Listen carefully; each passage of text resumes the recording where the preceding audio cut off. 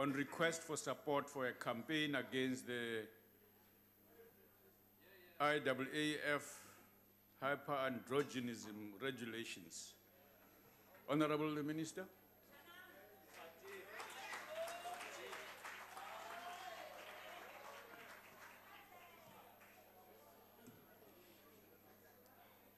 Thank you very much, Deputy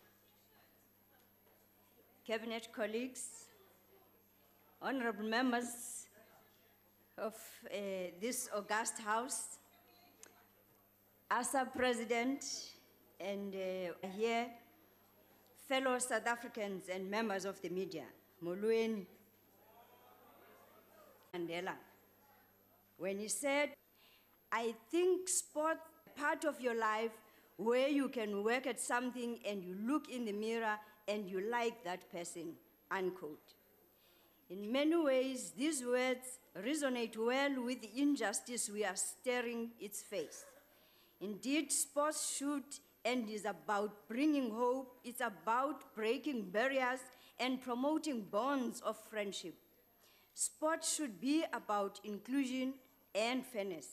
It should not be about discrimination and injustice we see in athletics today, which targets certain female athletes. As the people of South Africa today are aware, the International Association of Athletics Federation, IAAF, has reintroduced regulations that seek to prevent athletes with hyperandrogenism to participate in the female athletics categories. Their intention is to force these athletes to take medication to reduce the levels of testosterone in their bodies or be forced to compete with men. South African government is opposed to these regulations as they seek to punish athletes who are endowed with physical traits, attributes, and abilities naturally and subject them to medical procedures that seek to alter who they are. We believe that this is tantamount to modernizing barbarism and is indeed an attempt at civilizing cruelty as well as making discriminatory practices acceptable in a world that should be steeped in a human rights culture. Based on this, we are firmly opposed to these new regulations of the IAAF. We had lent support to the case of Ms. Mkhadi Caster Semenya, our own citizen and our people's golden girl. We have also supported Athletics South Africa to stand up to the might of the IAAF. Government had appointed a high-level panel to coordinate our response to these regulations, and the work was divided into 3 work streams, namely the medical, the legal, and the one for social mobilization. Subsequently, we had presented our case to the Court of Arbitration, CAS in Lausanne, Switzerland, in the past week from the 18th to the 22nd February, and we are cautiously optimistic that we have mounted and presented a formidable challenge to these discriminatory regulations. As a nation, we remain indebted to both the legal and medical team that has worked tirelessly to ensure that we have a winnable case. Some of the team members are up there in the gallery, Deputy Speaker.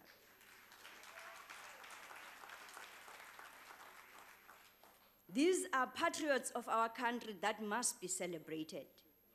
To us in the sports and human rights communities, the case is not only about the human rights of our golden girl, Caster Semenya.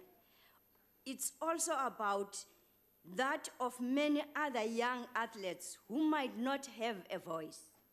Caster Semenya herself attests to this reality when she aptly put it to the world that, I quote, "It is not about me anymore. It's about the African girls who come from the rural areas who do not believe that they can do this," unquote. We couldn't agree more with her Our analysis indicates that these regulations are targeted at the sub-code from our African soils. This outlook is also shared by American tennis great Miss Serena Williams when she says, quote, "Think of all the girls who could become top athletes but quit sport because they are afraid of having too many defined muscles and being made fun of or called unattractive," unquote. Owing to this injustice, the South African government launched a social mobilization and international sought to highlight the injustice these regulations will visit upon athletes such as Caster Semenya and sought to educate the public on the key issues around the case. The campaign was positively responded to overwhelmingly by the public, and it called for action in the public participating by signing an online petition on the matter and in sending mass superiority of caster and physical traits, attributes, and abilities, and also in opposition of the regulations. Amongst them is the former tennis player Martina Navratilova, the NBA basketball player LeBron James, tennis great Billie Jean King, and in King's words, which summarizes the core of our case in opposition to the regulation when he said, I quote, "My friend Caster is unequivocally female, forcing women with naturally high testosterone to give up ownership of their bodies and take drugs to compete in sport is barbaric, dangerous, and discriminatory," unquote. Accordingly, what is at stake here is far more than the right to participate in sport. Women's bodies, their well-being, their ability to earn a livelihood, their very identity, their privacy, and sense of safety and belonging in the world are being questioned. This is a gross violation of internationally acceptable standards of human rights law. It is for this reason that the special rapporteurs and the working group who are part of the special procedures of the Human Rights Council, with special procedures being the largest bodies of the independent experts in the UN human rights system, having written to the president of IAAF questioning the regulations and the accompanying potential of March 2019, to the rest of humanity to take a stand against discriminatory practices and subtle racism wherever and whenever it rears its ugly head. As we continue with this campaign, we further invoke the words of Pierre de Coubertin, the founder of the International Olympic Committee and its second president, when he said, I quote, "Olympism is not a system, it's a state of mind. The most widely divergent approaches can be accommodated in it, and no race or time can own exclusive monopoly on it," unquote. And my Deputy Speaker, to conclude, I wish to quote the words of our State President, Honorable Cyril Ramaphosa, when he issued a statement in support of Ms. Caster Semenya. He said, I quote, "Mokgadi, champion, beacon of hope, my daughter, this is only to remind you of your greatness, because you constantly remind us that, but know that you run with 57 million and more," unquote. And not to divide it. Watinda bafazi, tindi mbokodo. Thank you very much, Deputy Speaker.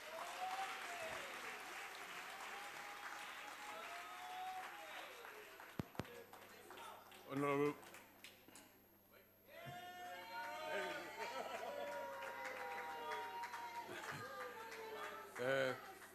Okay, I assume that you are doing a declaration. Proceed.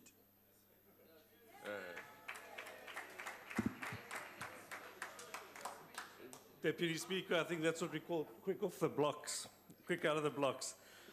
I take you on a tour of reality. You've just run your heart out for your country.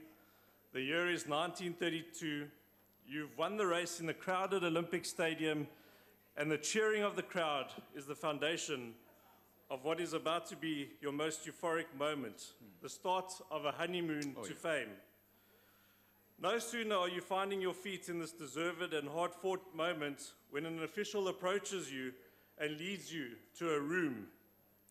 You are stripped, and you have people inspecting your genitalia to determine whether you are indeed a female. A simple look will not do. A more invasive approach is required, invading your privacy and attacking your dignity. Doubt creeps in like a cancer. It spreads through the stadium, into the media, and before long, you are considered a gender imposter. You have to bear this burden for another 4 years until someone else beats you in the next Olympics, and then all is forgiven. Because the spotlight has shifted to the next champion. Well, we can only imagine this. But for Stella Welsh, this was her reality. This was her nightmare. In her proudest moment, she experienced her darkest days. Technology gets better, and within time, a new blood test determines more. Athlete champion Iwa Kutskovska is embarrassingly stripped of her medal when her blood tests return, and she has some Y chromosomes in an under-researched condition known as complete androgen insensitivity syndrome, which allows for a higher presence of testosterone in the female body. She is ashamed and accused of cheating. Her proudest moment is stolen from her, and she's banished from the sports scene, only to be forgiven a few years later when she gives a baby girl. She is then given her medal back, but the damage and humiliation has already been done. Another champion thrown under the bus in a pursuit to prove an innocent person guilty. Fast forward to just over a decade ago, and young Santi Sundarajan has just run her heart out and won the race of her life, only to be told that she's not a woman. Even though she has religiously lived her life as such, humiliated and devastated, she tries to commit suicide, leaving us to ask a major question. Is the purpose of bodies like the International Association of Athletics Federation here to protect their members, or beat them like criminals until proven innocent? It was easy in these cases to make headlines with these juicy accusations, but it is the apologies and forgiveness sought afterwards that never seem to hold as much traction. Duty Chand, with the help of a National Athletics Association, got a ruling to ban her from competing in the Rio Olympics overturned. The IAAF is seeking to force so-called hyperandrogenic athletes, or those with difference of sexual development, to seek treatment to lower their testosterone levels below a prescribed amount if they wish to continue competing as women. This is another angle of the same condition in which the IAAF continues to cast doubt on the people that they are meant to protect. The DA believes in transformation in sports, not quotas. We believe that transformation in sports is not just about race, but about gender parity too. Sports is the one haven that should enjoy less interference from government and rather more support. Administration bodies need to protect their athletes and protect the sports by ensuring that people have more reasons to compete rather than trying to find new rules to stifle competitiveness. India took a stand behind the athlete in Duty Chand, and I'm encouraged by our people uniting behind our athlete. It shows we can do it. If we have a country behind their sports people and a strong and cohesive sports administration to support, we could achieve the pushback on sports bullying and body shaming. Questions need to be asked on how vigilant Athletics South Africa has been when these rumors surfaced. How responsive has SA been when dealing with the IAAF? For now, the country needs to unite and push behind the hashtag #HandsOffCaster campaign.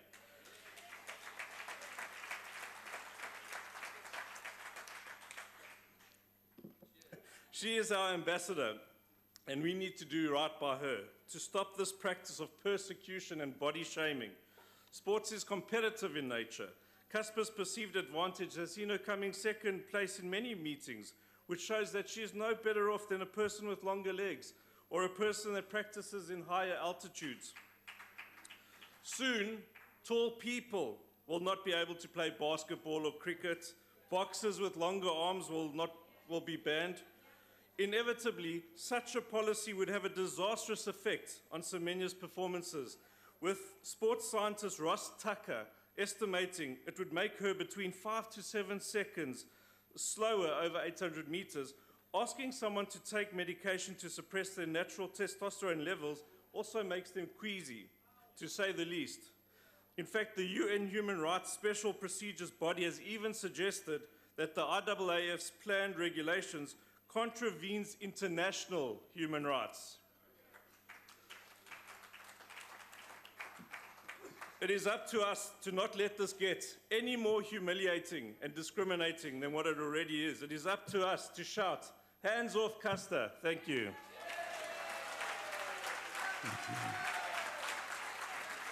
Thank you. Honorable Yako.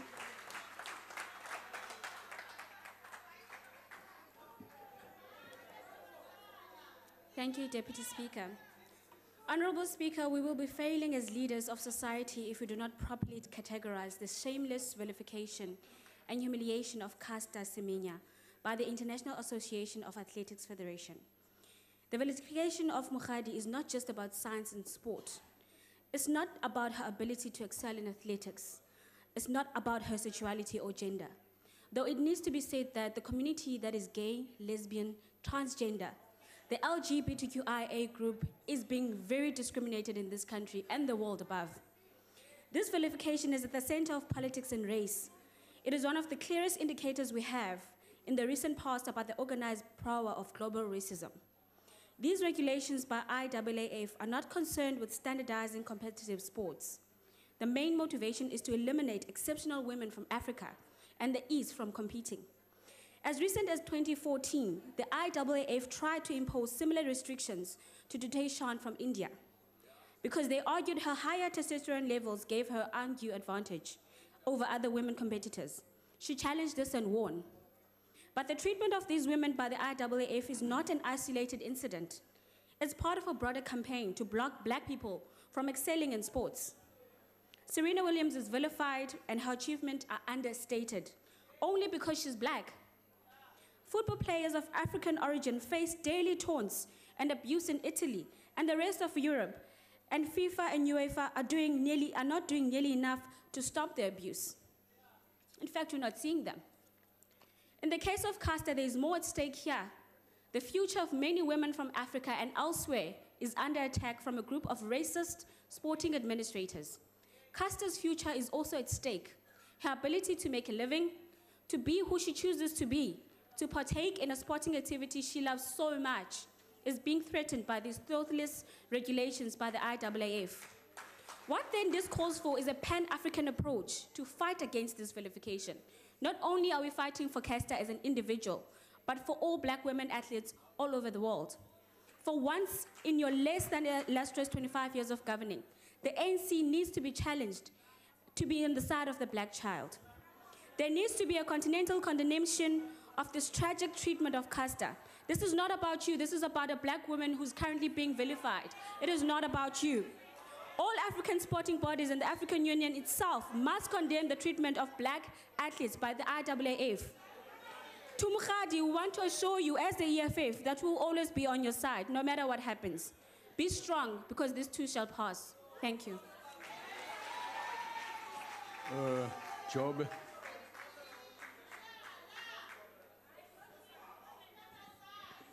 Honorable Deputy Speaker, the IFP fully support the globally #HandsOff Caster Semenya campaign and welcome the Minister of Sport and Recreation statement. On request for support for the campaign against IAAF Hyperandrogenism Regulations, our proudly South Africans Olympic champions spent the last week at the Court of Arbitration for Sport in Lausanne, Switzerland. Her only crime being that she is a national super athlete. Mrs. Semenya is appealing against an unfair ruling which could not only humiliate her but also take away her dignity and her medals. It is extremely concerned that the IAAF would take such measures to strip a world-class athlete of her title because it does not support their agenda. What is even more concerning is that the fact that thousands of athletes across the world have above average natural talents, skills and capabilities, and yet they are not subject to a process of humiliations and questions on their sexual orientation and genetic. The IP stands firm with Mrs. Semenya as she faces the trial times in her care. Mrs. Semenya is a national asset and is a proudly South African. She is not only an inspiration to millions of South Africans, but also the thousands of aspiring young athletes across the country. The IFB calls upon all African athletics, all sporting code, and nation to unite, stand together, and boycott IAAF event in the future if this unfair ruling is not dismissed. Hands off, Caster, hands off. Thank you. Thank you. Honorable Kubisa. Deputy Speaker, honorable members, thank you very much. The National Freedom Party stands with all the people of goodwill in South Africa, in Africa and in diaspora to unequivocally express our support to our golden girl, Caster Semenya, as she stands crucified and discriminated against for her divine potential, for her God-given. Torture reminds us where we come from as a nation. The nation where the best of our majority, women, men, and youth, who were segregated against and could not showcase their God-given talent and potential. What is happening to Caster is the worst form of racism, practice of patriarchy, and chauvinism. We say to the IAAF, hands off, back off, and leave Caster alone. Is she discriminated against because she is a black woman who is excelling? This is gender discrimination and injustice at its zenith. The people of South Africa, black, white, colored, Indian, will not be fooled. They all stand behind Caster Semenya. IFF do not act in a devilish way and bring in all these draconian laws and scientific regulations just because of the hatred meted against Caster. This is hatred to all people of South Africa. You hate seeing the best talent we have. It seems to us as South Africans that there is some jealous out there. Some people out there envy her medals. Caster was born with impressive talent, which she realized when she was still very young. She worked hard to maximize it and woke up early in the dusty gravel roads of Limpopo to do her practice. She has acquired a diploma in sports science and is full of hope, faith, resilience, and optimism. She's out there to maximize her God-given talent. Leave her alone. She's a role model to many young people and young women of all races, showing them that no matter you can rise and become whatever you want to become, as long as you have a vision, a dream, and work hard with patience and determination. Her spirit has always been uncrushable, and we salute her for that. As South Africans, we want to say to Caster, we are all united behind you, and we want you to heed the words of Walter Emerson, who said, I quote, "What lies behind us and what lies ahead of us are tiny matters compared to what lies within us." Then I unquote. Then with all of us behind you, we shall overcome. These too shall be conquered. We shall emerge triumphant. We support Caster. Thank you. Thank you. Honorable Kwankwa. We also, on behalf of the United Democratic Movement, we stand in support of the Hands Off Caster campaign because as the party we believe strongly that if one were to think that this is a medical issue, it would be to spectacularly miss the point. This is a case of not only a patriarchal system that wants to determine how women should be and what kind of scientific issues should dictate how women should continue to compete in sport, but it's a question in general to say that men have a tendency of thinking that women are inferior. And the minute there's a sign of superiority among them, it's because there is something wrong. The second issue, this is a case of clear racism, where if you are a different color, in particular black, and you happen to excel in something, it's because of the color of your skin or genetic makeup, and there must be a scientific excuse to try and dumb down your successes. We reject this with the contempt it deserves. And we say that a typical example that I wish to make, the challenge would have here is one. People who are geniuses, they would be expected to lower their IQ levels if we're to follow this, so that they can think that like the rest of us who are not geniuses. We celebrate those who have high IQs, but we tell those who are also gifted along the similar lines to say, you need to come down to our levels, and yet we celebrated the likes of Albert Einstein and others. It's the hypocrisy that exists in the world. We are deeply humbled by what is happening to see us standing together in support of our casta, united in our diversity. As Winston Churchill once put it, when there is no enemy within, the enemies outside cannot hurt you. Where there's unity, there is always victory. We must continue to stand together and say, hands off our casta, we love her, we are going to fight for her and fight with her, because not only are we her leaders, rather, we are also South Africans. An injury to casta is an injury not only to us politicians, but is an injury to South Africans, it's an injury to Africa, and therefore we should all indeed stand together in support of casta and say, hands off casta, hands off. Tata casta, tata. Amanda. Honorable Njaya.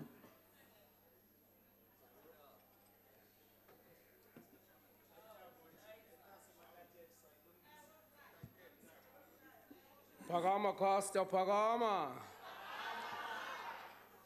Let us welcome and appreciate the statement delivered by our Honorable Minister here. Now it is time that we should all come together and do as one and rally behind Casta. She is one of our own, she is our champion. So there's no reason why you should not support her. This International Association of Athletics Federation is missing a point here, and their claim against Casta is frivolous. Who are they to cast aspersions on Casta and on God's creation and nature? The monopoly in sport that these people are enjoying must come to an end now. Just imagine anything good from Africa and South Africa is not good according to these powers that be. Casta cannot be discriminated just because she is strong and excels in sport. She is a young, natural, gifted, black African woman, and nothing else. The issue of this testosterone is also misplaced.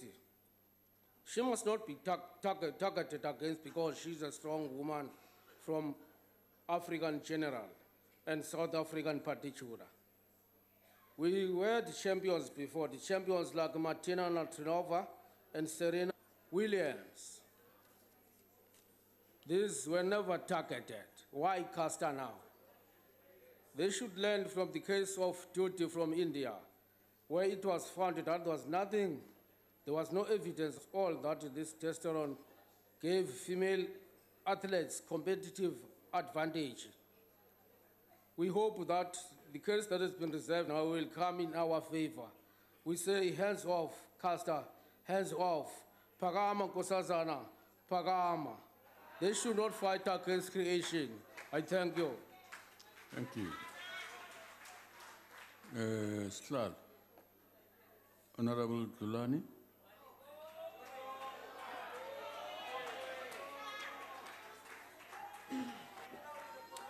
Sekela somlomo. Mphathiswa ohloniphekileyo nosekela mphathiswa. malungu ahloniphekileyo alendlu, kwindwendwe zethu kwiqonga lababukeli, ngakumbi nangakumbi kuni nina bantu abatsha enizibiza ngokuba ningamayanga-yanga, nesizwe ngokubanzi, ndiyanibulisa. Somlomo ohloniphekileyo, ndivumele ndisebenzisa eli thuba okokuqala ndibulele abantu baseMzantsi Afrika ngenkxaso engagungqiyo abathe bayinika uCaster Semenya emabaleni ebaleka ngamaxesha anzima kwinkundla yezemidlalo nezembambano. Siyakubulela mphathiswa wezemidlalo, Honorable Thokozile Xhasa. Kufunuka uye eSwitzerland ukuya kuxhasa nokuya kuvakalisa inkxaso karhulumente nesizwe yena buqu. Le yindlela urhulumente abonakalisa ngayo inkathalo nenkxaso yakhe. Urhulumente okhokhelwa yi-ANC uyaqhuba ukukhokhelisa ukwakha isizwe nenhlalontle ngemidlalo. Urhulumente we-ANC ubhinqele phezulu ukulwa ucalucalulo ngokwesini, ngobuhlanga, nentiyo kwisini umntu azikhethele sona ngokunganyamezelani. Siyitsho loo nto kuba ngamanye amaxesha uyufumaniseka uba nalapha kuthi singomama asikwazi ukuxhasana. Kule minyaka engamashumi-20 edlule, i-ANC isebenze ngokuzinikela ukubuyisela isidima sabantu bakuthi. Ngokunjalo siyala ukuvumela ukuba uCaster okanye nabani na omnye umntu ukuba baphathwe ngendlela engenasidima nengenabuntu. Phofu ke thina siyi-ANC sifuna ukukhumbuza isizwe nehlabathi ngokubanzi ngamazwi amakhulu angqinwa ngumongameli ongasekhoyo uNelson Mandela wokuba urhulumente okhokhelwa yi-ANC unombono obanzi ngokuthi chatha oluntu olunganacalucalulo nobuhlanga olukhululekileyo nelomeleleyo. Andizuwaphinda loo mazwi ngoba umphathiswa uye wawathi dakanca ngesilungu. Yinkululeko eyamkela ngokupheleleyo indima edlalwa ngabasetyhini kuluntu kwaye siseko amaziko okusebenza ngokukodwa ngemiba yesini nabasetyhini. Siqwalasele ngokucacisekileyo nenkqubo elinye ilinge lenziwa yibhodi yemidlalo eyimanyano yombutho wembaleki zezizwe ngezizwe. You know, similarly, in 1966, at the European Athletic Champion, female competitors were paraded to determine their sex. Indikhumbuza xa ndandingena kwezinye izisele ndihanjiswaze kwathiwa manditshekishe uba njengoba ndingulo mfazi akukho nto endiziqhusheka apha emphantsini wam. In the 1966 Commonwealth Games, female athletics were forced to undergo gynecological exam to prove their sex. In 2014, the IAAF banned uchad because her body naturally produced too much testosterone and as such gave her an unfair competitive advantage other female athletes.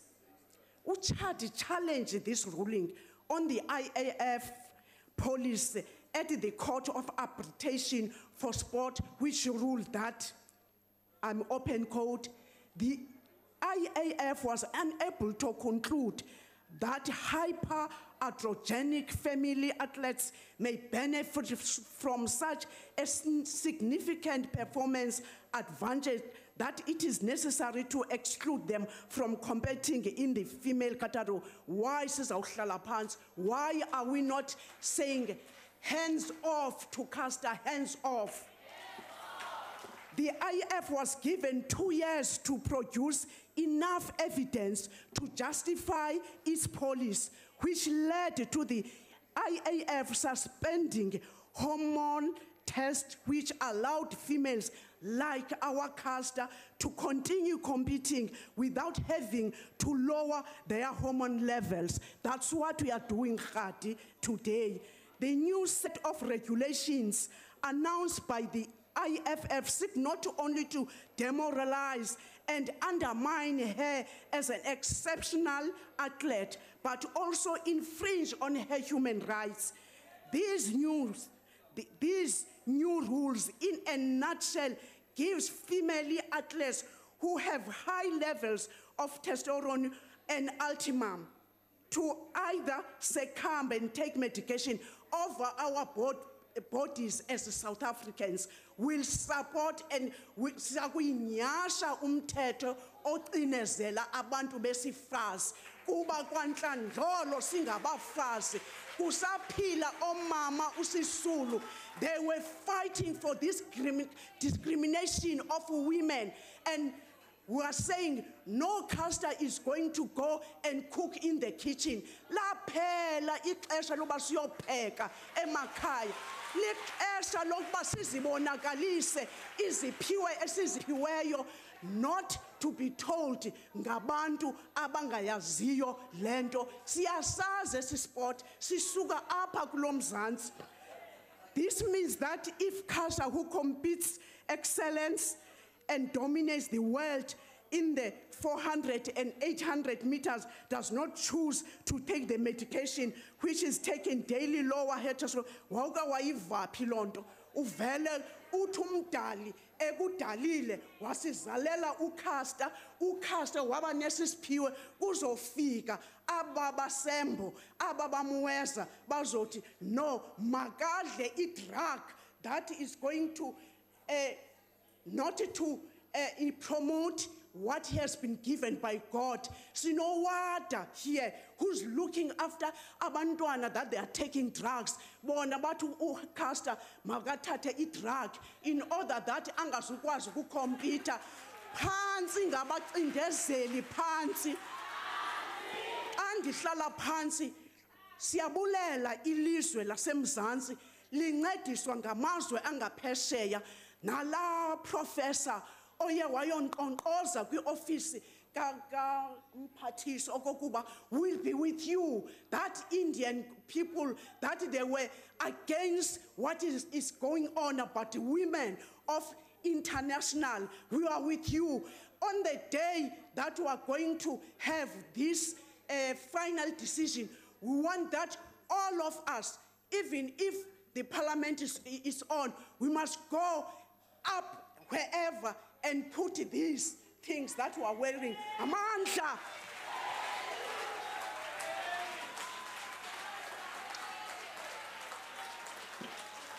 Thank you. Honorable the Minister.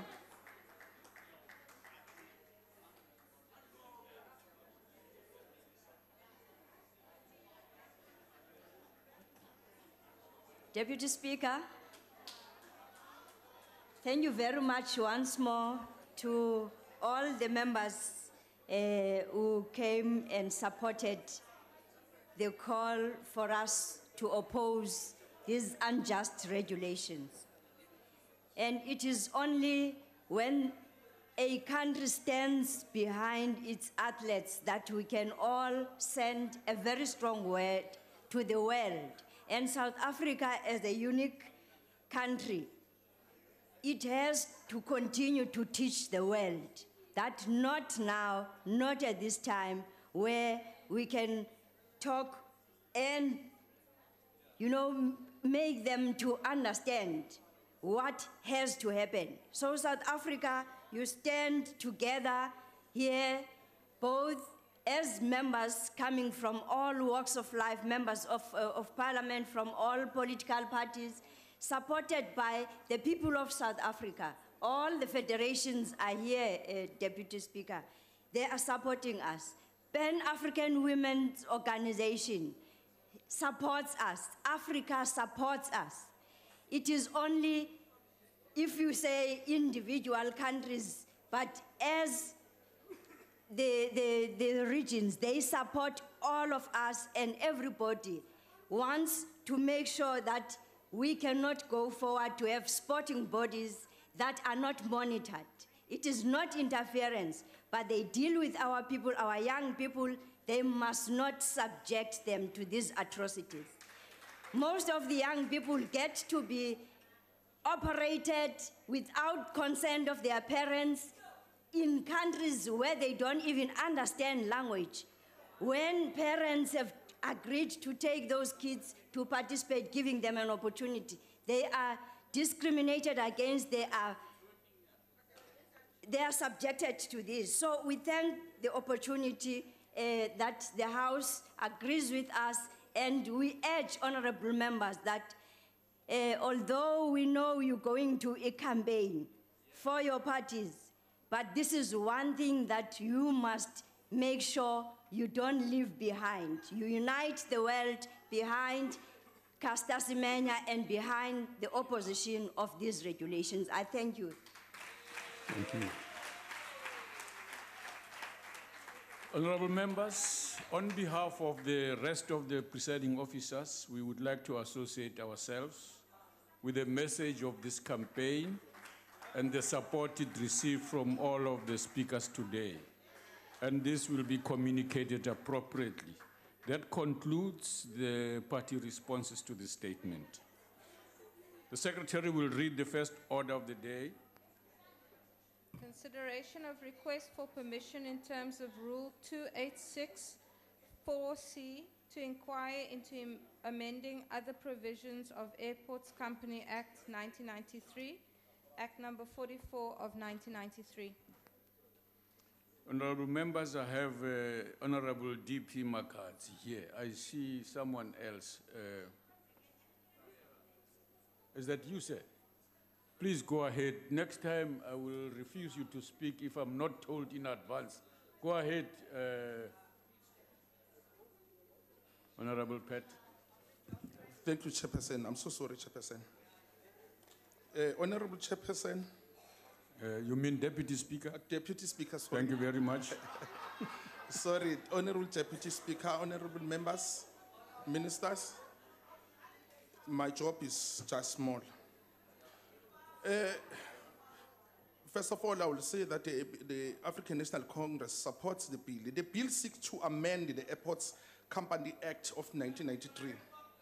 The bill was referred to the committee on the 27th March 2018, and it was published and received no public input.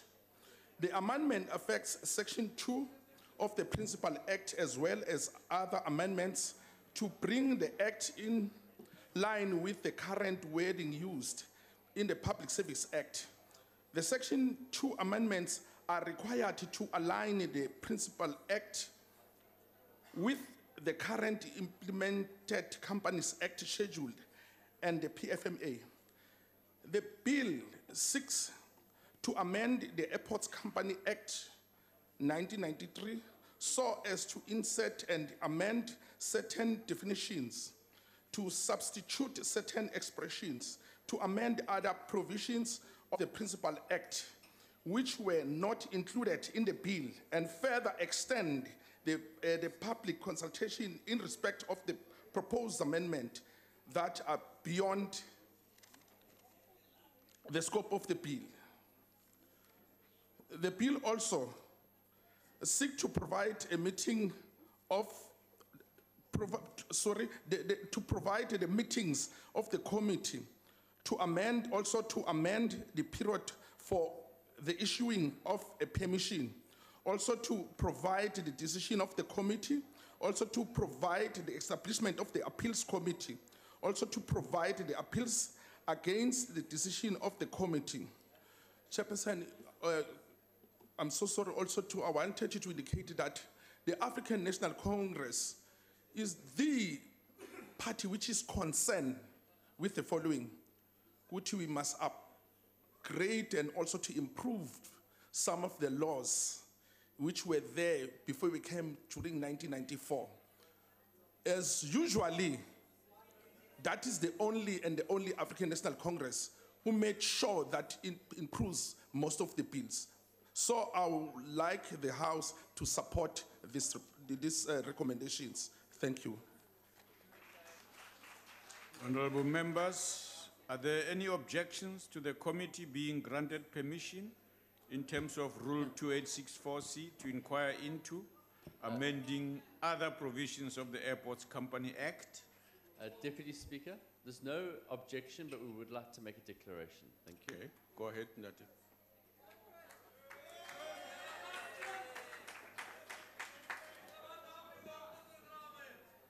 The DA finds purpose in this request and supports the bid to this House to amend the Principal Airports Act 44 of 93 for the purpose of especially Section 2 in the amendment. This was found to be necessary amongst about 11 other needs to insert, amend and provide for improvements. Changes which for more than 60 days sadly has found no comment or input from stakeholders of the aviation sector. This might be based on the fact that the changes appear to be cosmetic in nature with little apparent effect on the industry or functioning. Section 2 in particular deals with a deceptive compliance issue which originates from the dual status of AXA, which in 93 was also formed as a public company under the Companies Act. Also, although AXA in the major owned by the government through the Department of Transport, the entity is legally and financially autonomous and operates under commercial law. In terms of compliance then, particularly updates are sought to align with recent changes. AXA is 74.6% SOE, was partially privatized in 98 when a 25.4% shareholding was sold to private sector shareholders. In 2005, of the 25%, 20% foreign held shareholding was sold to the local asset management company PIC. The 5.4% balance in shareholders have for the best part of the last decade struggled to find an ear for the dilemma that was promised by government in what was now developed in a drawn-out share buyback court case. These elements are underlying aspects which can never be downplayed as mere cosmetic changes to any legislation. The bigger picture, therefore, is one of future design which will allow for economic enablement, a solution and plan that will hold benefit to all, not just a few. Forward thinking which will grant opportunity to millions, not just some. While AXA is introduced as operating like any other commercial business, closer scrutiny suggests otherwise, and this includes volatility in the governance structure, internal control deficiencies, lack of consequence management for transgressions and poor performance, slow response by management to develop and implement action plans, to mention just a few. The bigger picture, therefore, is one of redesign and not just ornamental improvement. A debate which will include how private sector can play a role in fixing our SOEs, which SOEs and parastatals should be kept and what not. In this case, AXA, the appropriateness and suitability of relevant structure. While some might view this application to amend the AXA Principal Act as aesthetic in nature, the DA will approach each legislative opportunity of redesign with everyone's best interest in mind. The DA is focused on finding solutions and to promote change to the current conditions amongst our SOEs. One-sided majority party dominance for one is something which the DA will not tolerate. Consequently, we support this request to change the Principal Act. This, like any other legislative opportunity, will attract our best input and contributions because we are serious about building one South Africa for all. I thank you. EFF. Thank you very much, Deputy Speaker. The EFF do not have any fundamental objections to the proposal. Further additions be made to the Airport Companies Amendment Bill.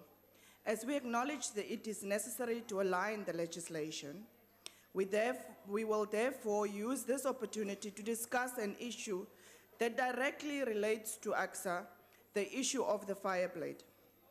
How is it acceptable for a family to have a private terminal at OR Tambo International is ludicrous, as this is not just any family, it is the Oppenheimer family, the wealthiest family in this country.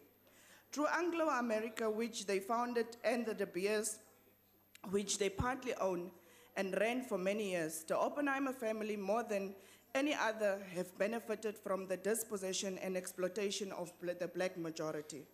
Using their ill-gotten wealth, the Oppenheimer family have managed to turn those into government to their puppets who are abiding behind, and the Oppenheimers family have managed to turn those in government into their puppets who do their bidding at will. On Fireball's website, it states, and I quote, "Managed by the South African government, the facilities is operated independently as a parallel point at the entry of OR Tambo International Airport by the Department of Home Affairs and the South African Revenue Service, which on the site support from the South African Police Service. Home Affairs officials are needed across the country, and the government has a backlog of documents to process in hundreds of thousands. In our townships, there is an obvious lack of visible policing. So why is it desperately needed and state resources are used to assist this particular family that have only looted our country from its resources? But the terminal is not only worrying because it undermines the states. It is also worrying because the history of the Oppenheimer family and the mining industry in general. We are deeply so involved in illicit financial flows in our country. Money and goods, which should be accounted for by SARS, is leaving this country illegally through this terminal. The private Fireblade Airport terminal must be closed down, and we cannot allow the private individuals to be above the law and behave like God in our country. We need to come up after 8th of May to ensure that we close down, if the ANC don't have the political will, to close down these excesses where money is leaving our country. We will do it as the EFF. We are not scared of anyone who seeks to undermine the black child, who seeks to block the black child from obtaining services in this country. The Oppenheimers is not God, and we will show them as the EFF that they are not God. We will close it down if the ANC don't have the political will to do so together with the DA. We do support the amendment. I thank you. Barbara Stone. Mhlonishwa Sekela Somblom, the Inkatha Freedom Party support the interim report and its request for permission in terms of Assembly Rule 2864C to amend other provisions in the Airport Company Act 44 of 1993. Importantly, the Portfolio Committee had the foresight to recognize that other important provisions in the Principal Act require amendment, as well as the need for further public consultations on certain aspects of proposed amendment that are beyond the present scope of the bill. The IP accordingly support the interim report and the request. I thank you. Thank you, sir. Honorable Kubisa. Deputy Speaker, honorable members, the National Freedom Party supports the Airports Company Amendment Bill 2018 tabled here today. It is our considered view that AXA has a vital role to play. However, like all other state companies, it has not displayed any immunity to fraud, corruption, maladministration, and fight over tenders and positions. It has been our concern that a state entity, which should be ensuring the administration and operation of aviation, transportation, logistics, and aviation matters, lacked a solid and stable regulatory framework. Due to gaps in legal framework, people ended up not knowing what AXA's job was, except leasing of business offices. This bill, therefore, amends Act 44 of 1993, which is the principal act, and also strengthens the economic regulatory framework and explains the role and functions of regulating committees and appeal procedure. Of prime importance to us are the laws that deal with...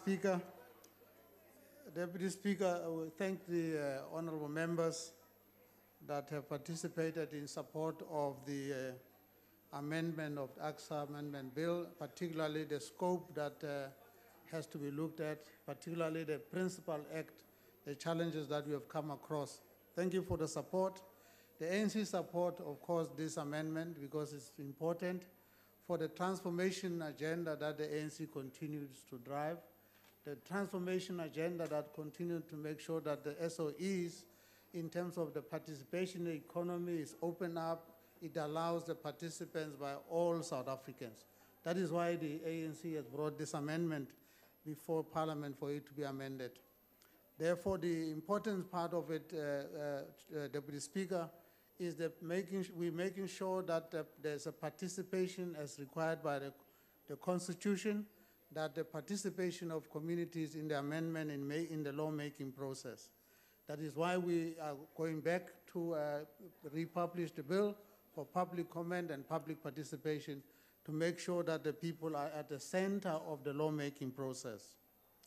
It is important to make sure that in this process that I hear the DA speaks about what they're going to be watching as a dominant party. Let me just say this in reply, because it is the ANC who governs this country. The ANC is a governing party, 2%. They'll continue with that percentage in terms of domination in the coming election. Wait and see. You will see that happen. So forget about watching you're going to do about the dominance, because the ANC is going to continue to govern as a dominant party. You can shake your head. ANC support this amendment bill. We are on a road to govern again.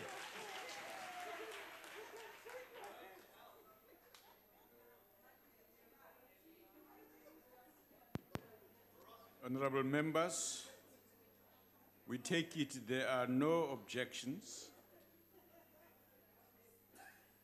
to the committee being granted permission in terms of Rule 2864C to inquire into amending provisions of the airports company.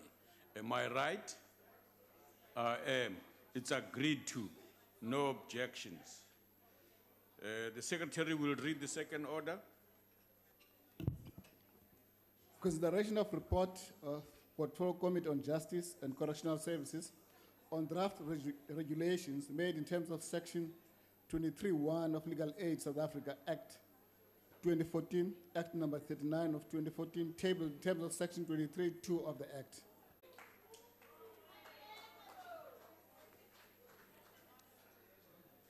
Regulations made in terms of Section 23(1) of Legal Aid South Africa Act 2014, Act number 39 of 2014, recommends that the National Assembly approves the regulations. The committee further reports as follows. The regulations to the Legal Aid South Africa Act 39 of 2014 came into operation on the 22nd August 2017. The committee, when considering the approval of the regulations date during 2017, requested the minister to consider a review of the means test. Consequently, Legal Aid South Africa considered the impact of inflation on the appropriateness of the current means test and recommended an increase on the means test between the rich and poor in terms of legal aid assistance. We therefore request this Honorable House to consider the report of the Portfolio Committee of Justice and Correctional Services as tabled. Thank you, Deputy Speaker. Honorable members, I see declarations. Deputy Speaker, there's no objection, but we would like to make a declaration. Go Thank ahead, you very much. Member.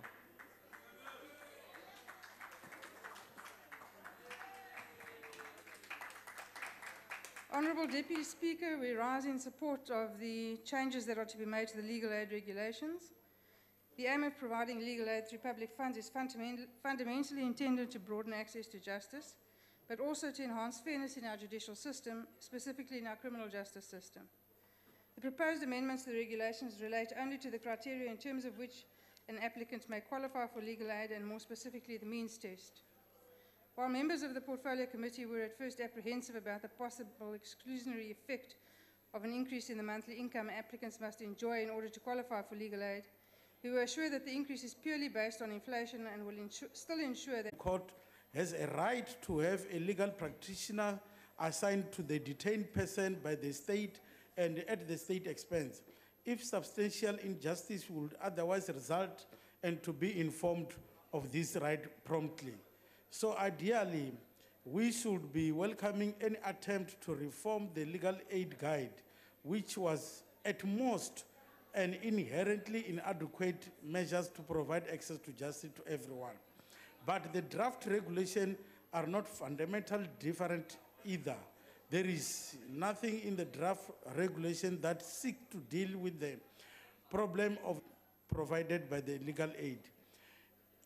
Of times, these services provided by legal aid have been of such poor quality and have led to the incarceration of people who would otherwise not been incarcerated had they had access to quality lawyers.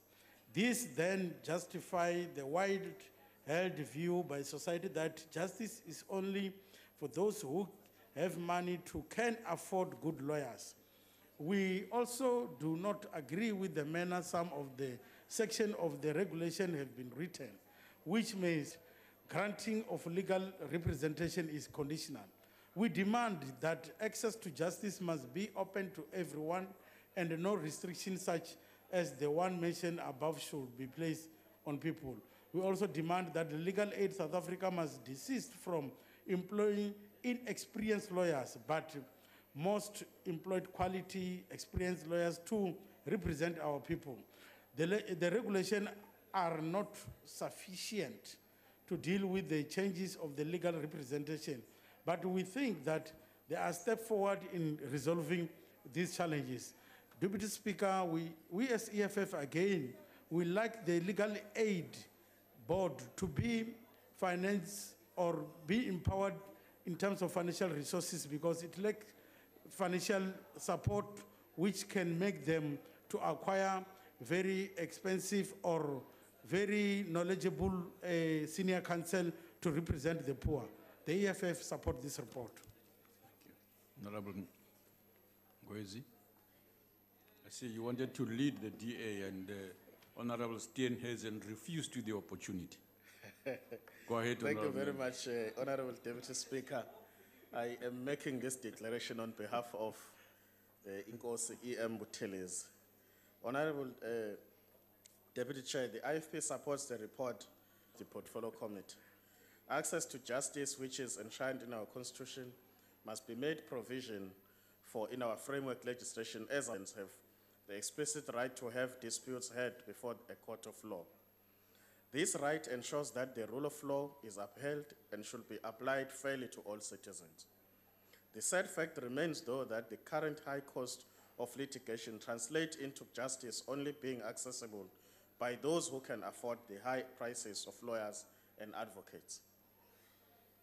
Therefore, legal aid carries a constitutional mandate to help our poor and vulnerable receive fiscally funded legal assistance.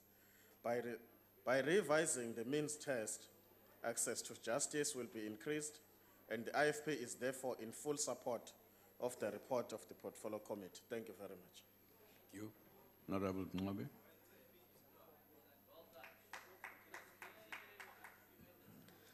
Thank you, Deputy Speaker.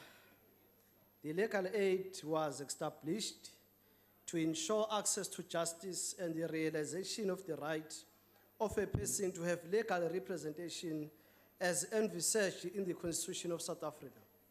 It is the duty of the Legal Aid South Africa to give legal advice and to provide education and information to those who cannot afford legal expenses. The Legal Aid Act provides that the minister must after receipt of recommendations from the board, make regulations relating to, among other things, the requirements or criteria that an applicant must comply with in order to qualify for the legal aid, as well as the terms and obligations in which such legal aid is made available to the applicant. The Act further provides that before any regulations can be published, it must first be tabled before this Parliament by the Minister responsible for approval. The NFP therefore supports the reports of the Portfolio Committee, and we share the same sentiments with the committee that the review of the means test by increasing its scope will open more legal assistance to those of our people who cannot afford the legal expenses of private law firms to have more access to justice than before. The NFP accordingly supports this report. Thank you. Thank you.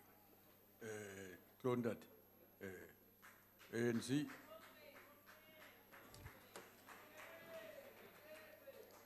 Thank you very much, Deputy Speaker. Let justice be done, though the heavens may fall. From the onset, the African National Congress declares its support for the report of the Portfolio Committee on Justice and Correctional Services on the draft regulations made in terms of Section 23(1) of the Legal Aid South Africa Act 39 of 2014. Throughout its existence, the ANC has promoted human rights, justice, and human dignity. From the days of Pixley Kaisa Kaseme, we advocated for the right to a fair trial, courts which are representative of all the people, and equality before the law. We advocated for access to justice for all. We understood very well that there can be no access to justice without legal representation before a court of law. Legal Aid South Africa provides legal representation to persons, particularly the indigent, at state expense. The concept of access to justice denotes the situation where state legal systems are organized to ensure that every person is able to invoke the legal processes for legal redress, irrespective of social or economic capacity, and that every person should receive a just and fair treatment within the legal system. For the ANC, access to courts and legal representation should never only be available to the elite. Regulation 27 provides for the means test to determine whether a person qualifies for legal aid. This test is necessary to assess the affordability of a person in order to qualify for legal aid. An applicant's net monthly income and their assets are taken into consideration when making the determination. The proposed regulation increases the qualifying monthly net income from 5,500 per month to 7,400 per month for an applicant in a criminal matter. It increases the month for 5,500 to 7,400 in a civil matter in a case of an applicant who does not have a spouse or member of a household. If the applicant for legal aid in a civil case has a spouse or is a member of a household, the qualifying monthly net income increases from 1,000 rand to 8,000 rand. Assets and property are taken into consideration. Regulation 30 gives Legal Aid South Africa the discretion to grant aid when a person exceeds the means test in certain circumstances.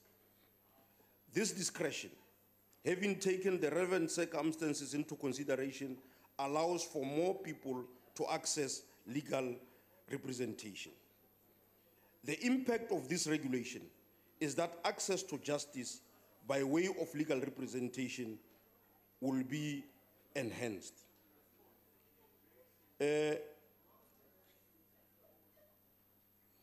No one should be denied their right to legal representation simply because they cannot afford. As the ANC, we call for an amendment to the Act so far as regulations regarding the means test are concerned. It should be mandatory. We move that it should be mandatory that the regulations should be reviewed every 2 years. Why we say this is because the regulations were last reviewed more than 5 years ago. So we feel that it should be mandatory that these regulations should be reviewed every 2 years. The ANC remains committed to the people of this beloved country and will continue to champion for their rights. In the spirit of justice, the ANC supports this report. And Deputy Speaker, let me go out of order and say, Richias Bagase from the Justice Fraternity, or Reteche Khadia Maswana, Waniana Autoka Muleji, Amabukanyane, Kua Muleji Ramasko, Khadi Yamaswana, Kasta Seminya Sam Mama Sai, Tekwama Twama Kibi, Khadi Yamakhalaga, Relewo. Thank you. Honorable members, having listened to the declarations, I take it there are no objections to the approval of the draft regulations made in terms of Section 231 of Legal Aid South Africa Act as it appears on the order paper. Am I right? There's no objection. Thank you. It's agreed to. The Secretary will read the third order. Consideration of report of Portfolio Committee on Science and Technology on study. The chairperson is here. What I have here is a different name. Honorable members, can you have order and give me the correct names of people who come here? It's better that way. Come, Honorable Chairperson.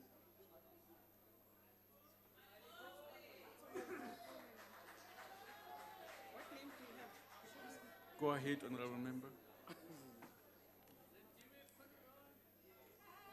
It's on. Thank you very much, Deputy Speaker. It is on. My T-shirt is on for Castor, and we support her.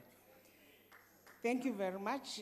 Informing the visit was the National Development Plan Vision 2030 that seeks to transform the South African economy and the livelihood of all citizens. The NDP asserts that science, technology, and innovation is crucial for development since countries that have efficiently alleviated poverty by growing their economies have done so by investing in and developing strong STI environments and capabilities. Against this background, the committee chose the countries of South Korea and Japan as countries which could provide beneficial learning experience for the South African scenario. Both Korea and Japan have, in a relatively short period of time, transformed their economies and the wealth of their nations by integrating science, technology, and innovation into every aspect of their development.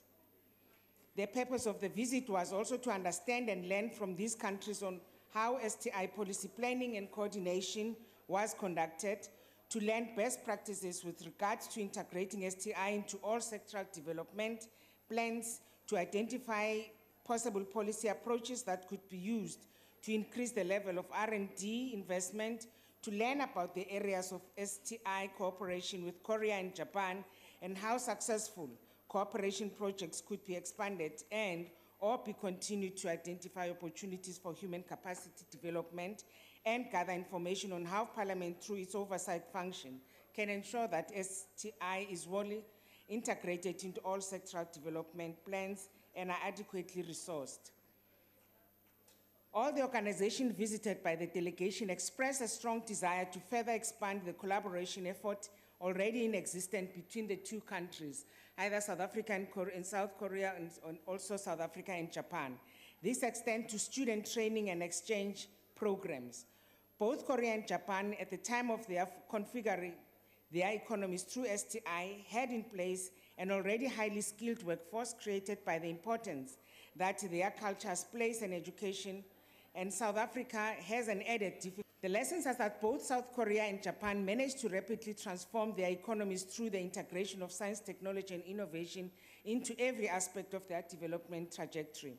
These two countries have worldwide leading experience rate in science, technology, and innovation, notably the 5% Korean national budget, which was allocated to R&D, compared to South Africa, approximate 0.9%. Both Korea and Japan have STI policy formulation and the coordination of their science and innovation system located within cabinet offices under the President and led by the Prime Minister. This configuration ensures that all ministries that receive a budget allocation for R&D implements the R&D mandate as dictated by the National STI Plan. Both countries place strong emphasis on human values, ethical development, creativity, care for others and the environment, and the value of change as the drivers behind the use of implementation of the STI. On opportunities for South Africa is that South Africa is rich in natural resources and biodiversity that are in demand in high-growth economies such as Japan and South Korea. In addition, South Africa's extensive infrastructural development program divides investment opportunities for Japanese or South Korean companies for new research and innovation and will attract high-level skills. Energy and water are particularly important focus for South Africa, and Japan is a world leader in energy and environmental technologies. A critical skill shortage in South Africa and a situation of highly skilled yet declining population in Japan. The latter has a relatively low retirement age of 60 for most companies and institutions. South Africa has an expanding population while Japan has an aging population. However, in Japan, the importance of teaching experience means that several professors with long careers remain in the institution past the official retirement age. A recognition of the importance of science, technology, and innovation to economic growth and challenges such as environment and energy security, especially in the wake of major global challenges, including climate change. These are reflected in the country's respective national plans aimed at strengthening innovation, both of which recognize the importance of human capital, international networks between knowledge economies through research and cooperation, and the importance of open economies and societies. Thank you very much. Your time is now. Thank you very much, Chair. The ANC supports this report. Thank you. The DA? Yes, the DA.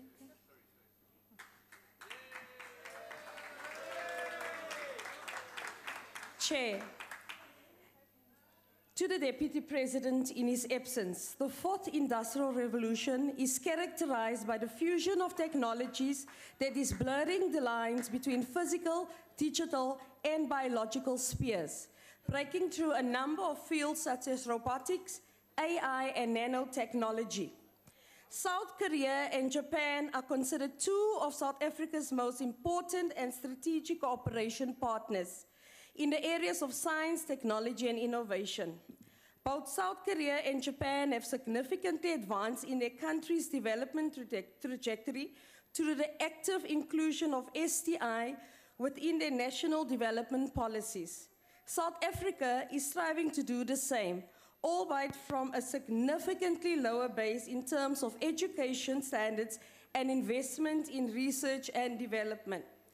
The purpose of this study tour was to establish how policy decisions around science and technology have an influence on economic growth and skills development in these respective countries, and how they incorporate the advancements of Industry 4.0 into their societies.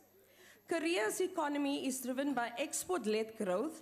Given that Korea does not have significant natural resources, its human capital is its most important resource. Education is therefore highly regarded by Korean societies.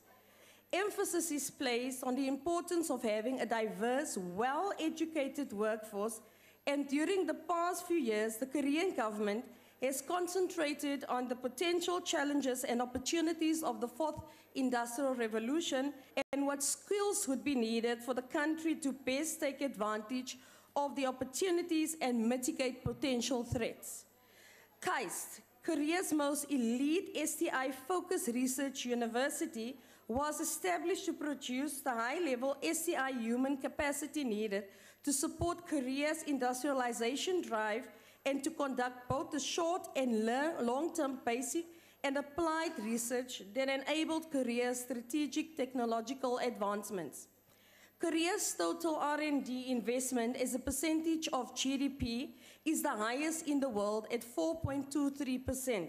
South Africa's R&D investment in relation to its GDP is 0.8%. Japan and South Africa have a long-standing, well-established STI cooperation program, which Japan is keen to expand.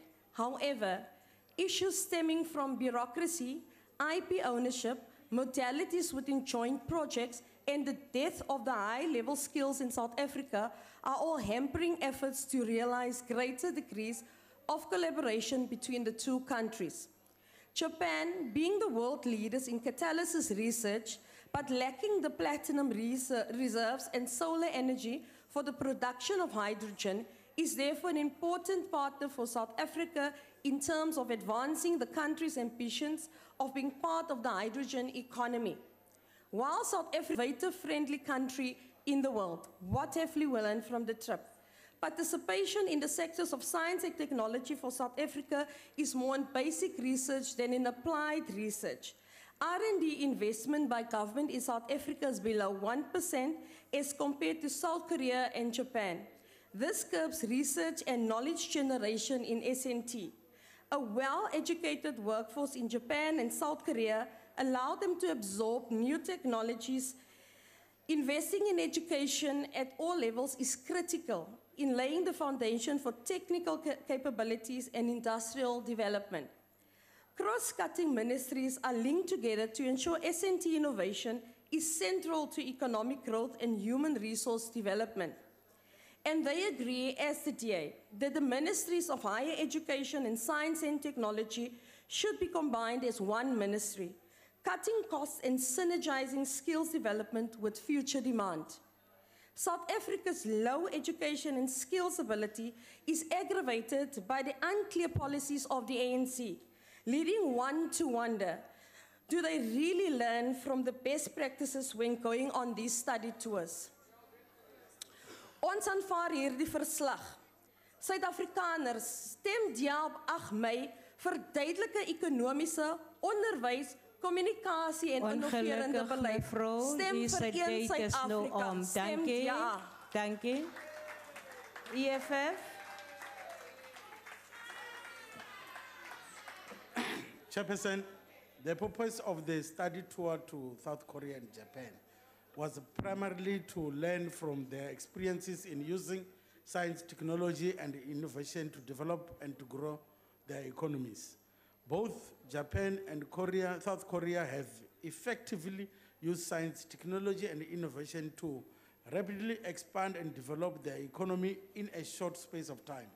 But our government is blinded by the lack of vision, disabled by incompetence and corruption, and is foolishly committed to neoliberal economics. The reality is that the economies of South Korea and Japan grew because of strategic intervention and support by the state of the science and technology sector and the economy as a whole.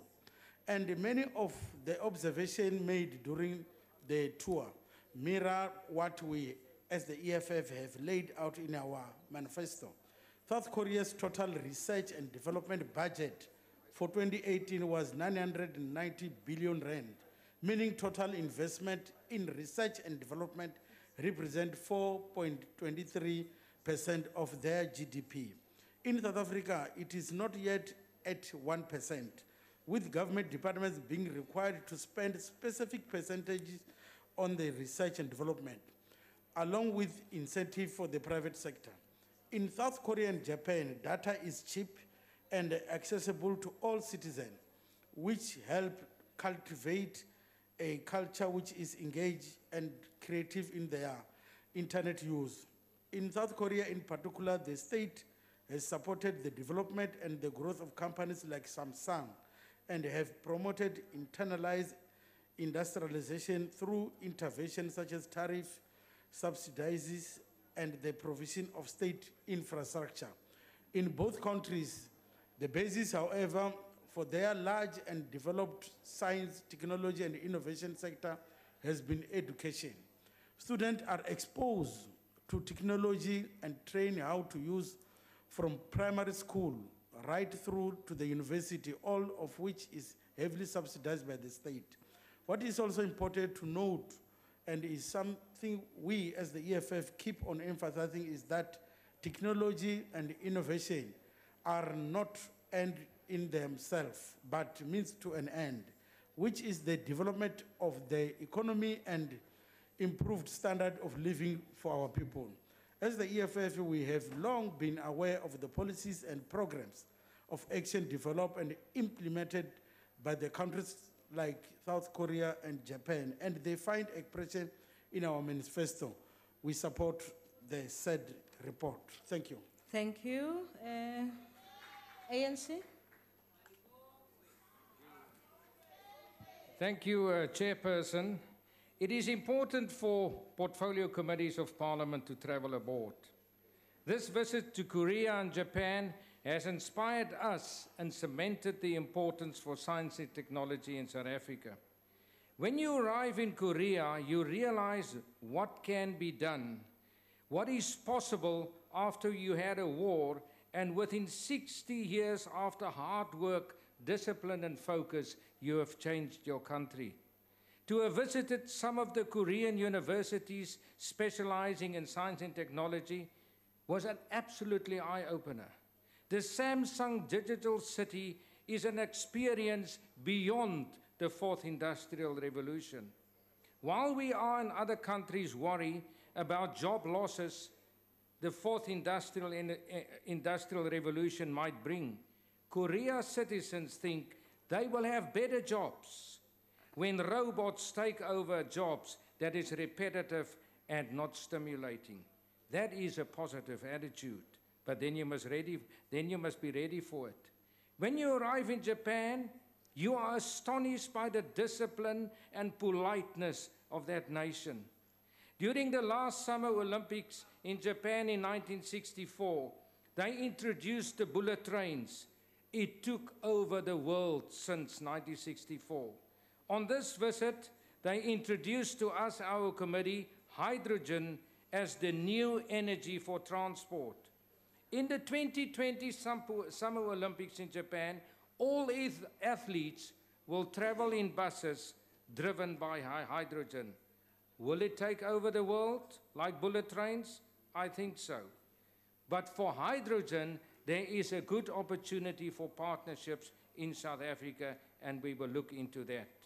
South Africa and Japan relations are good.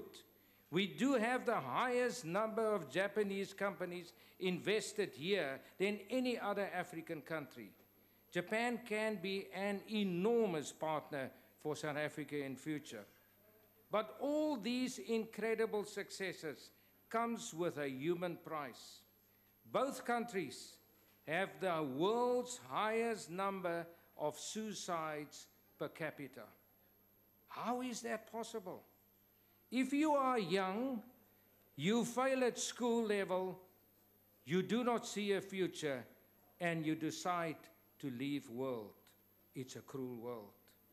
No doubt, South Africa is the most advanced country in Africa as far as science and technology are concerned.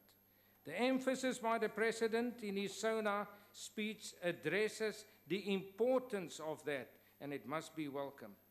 His emphasizes to equip our young learners with technology is an important step to prepare all of us, also those who cannot afford it, for the fourth industrial revolution. With our SKA and Meerkat development, South Africa is already running with the world leaders. Now South Africa has been asked to join the Pan-European Consortium comprising of 9 European countries. This will be finalized in June. South Africa will become a regional center and therefore an important role player for the space weather infrastructure provision to aviation in Africa. Another milestone for science and technology and the African National Congress. Let's hope that party the best for the 8th of May, and they will come back to take this country to higher milestones. The ANC are supporting this report. Thank you. Thank you, honorable members. The motion is that the report... may I please recognize the Chief Whip of the Majority Party first? Thanks, House Chairperson. I move that the report be adopted. The motion is that the report be adopted. Are there any objections? No objections, agreed to. I will now ask the Secretary to read the fourth order. Consideration of report of Portfolio Committee on Police on study visit to the People's Republic of China from the 8th to the 15th October 2017. I will now ask the Chairperson of the committee, Honorable Beekman, to introduce the report. Thank you very much, House Chairperson. Thank you very much, honourable members, fellow South Africans. The Portfolio Committee on Police embarked on a study visit to the People's Republic of China at the invitation of the Internal and Judicial Affairs Committee of the National People's Congress, which is the equivalent of the Portfolio Committee on Police in South Africa. And I must indicate that during this parliamentary term, it's one of the highlights of our activities as a Portfolio Committee. The aim of the visit was to provide the delegation with a first-hand opportunity to interact with our counterparts of the NPC, as well as other relevant institutions and organizations, and share ideas on best practice and innovation in the areas of police training, municipal police, technology, transnational crime, and the involvement of citizens in curbing crime. We had a meeting with the Standing Committee of the NPC that took place at the Chinese People's Congress. The Vice Chairperson of the NPC, Mr. Ling Zhuang, welcomed the delegation and expressed his appreciation for the delegation's visit. He assured the delegation of the NPC's commitment to strengthening and deepening the bilateral relations between the two countries, not only at the level of the executive, but also between the NPC and the Parliament of the Republic of South Africa. The NPC viewed the BRICS membership by the two countries, the Forum of China-Africa Cooperation, and various many other platforms as presenting an opportunity for strengthening and further deepening of the ties between the two countries. As the highest organ of state power, the NPC has powers to legislate, oversee the operations of government, the power to elect major officials of state, and most importantly, the power to amend the Constitution and to oversee its enforcement. We also met with the Ministry of Justice as well as members of the Supreme People's Court officials. One of the important interactions we had was with the Judicial Service Commission of the NPC, and they briefed us on the core of police training in the People's Republic. They also indicated the importance of high standards set for Chinese police to observe and adhere to carrying out their duties. Over the years, the NPC committee had approved the budget for the Public Security Ministry, which play a major role in some of the reforms of policing in the People's Republic of China. Maybe just to indicate in terms of the findings and observations the committee found during our study visit to the People's Republic, there is a strong collaboration between the Ministry of Justice and the Public Service Ministry under the Chinese Police Service. The delegation observed an overwhelmingly community involvement and partnership with the police in fighting against crime. We as the Portfolio Committee also believe that is a model that we can use in South Africa in ensuring that we have the cooperation of the public in fighting crime. There's also a very strong emphasis on professionalism, accountability, and consequence management in the work of the Chinese police. We believe that the South African Police Service should utilize the opportunity presented by their Chinese counterparts to engage in training exchange programs in various aspects of training. The delegation also noted the strides which the Chinese government has undergone in the professionalization of the police service through a combination of training, welfare, and political party discipline. The delegation noted the results of reliance on the usage of technology by the Chinese authorities as a central pillar of policing and the prosecution of crime. There's a few recommendations that the committee made in our report. The committee recommends that the South African Parliament and the NPC should continue to interact and share ideas on policing matters, in particular the two committees on oversight of policing. The South African Police Service should also utilize the opportunities that exist to learn from their Chinese counterparts in terms of best practice through exchange programs that have been proposed by the PPSUC. We also felt that the South African Police Service should fast-track technology implementation as a force multiplier in fighting crime in the country, and also that SAP should embark on a benchmarking study with regard to the Chinese recruitment model and training methodology for police. House Chairperson, I thank you. Thank you very much. There are requests for declarations, Honorable Member.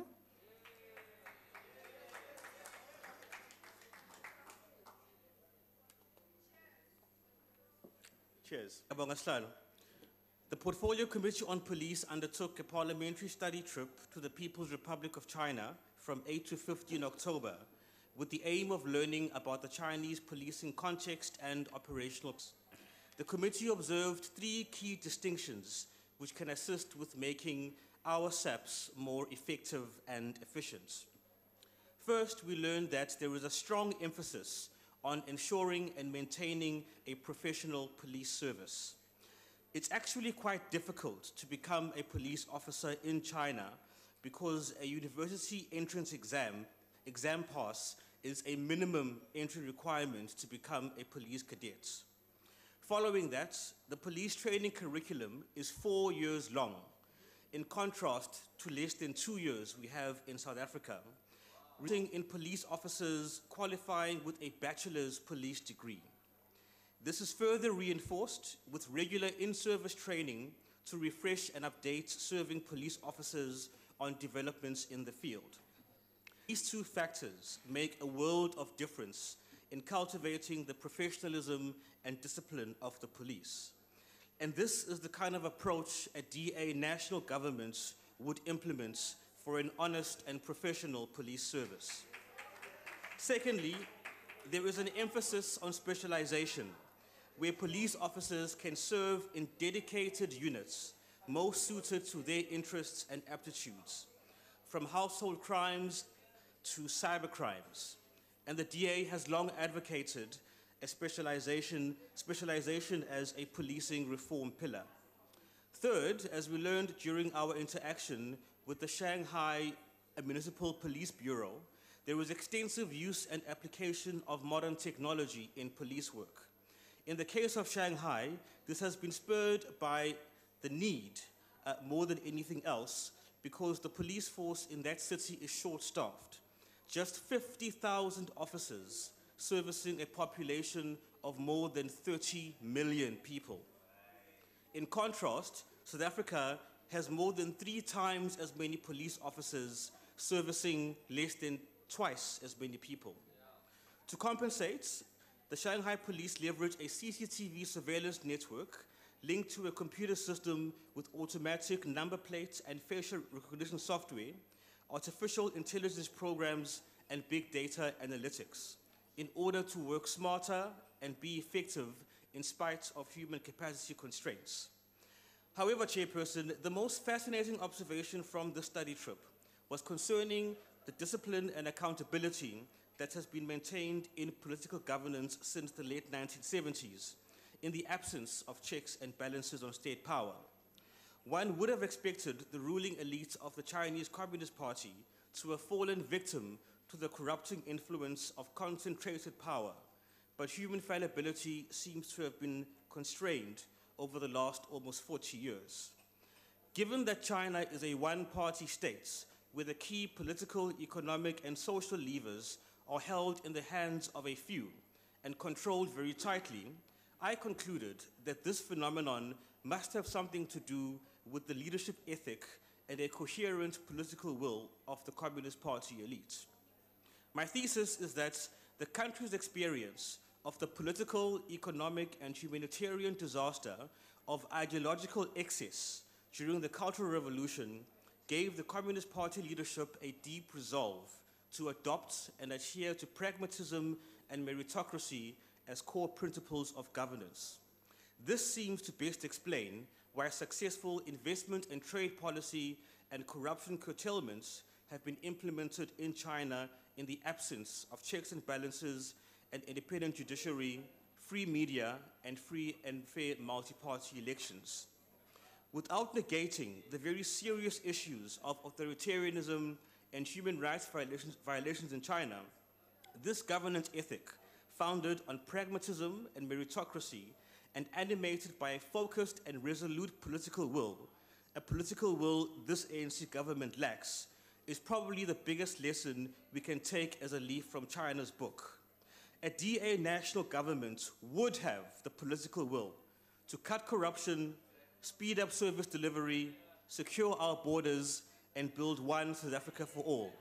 So on the 8th of May, vote DA for change, vote DA for a better future. I thank you. Thank you. Yeah, EFF, Honorable Mentor.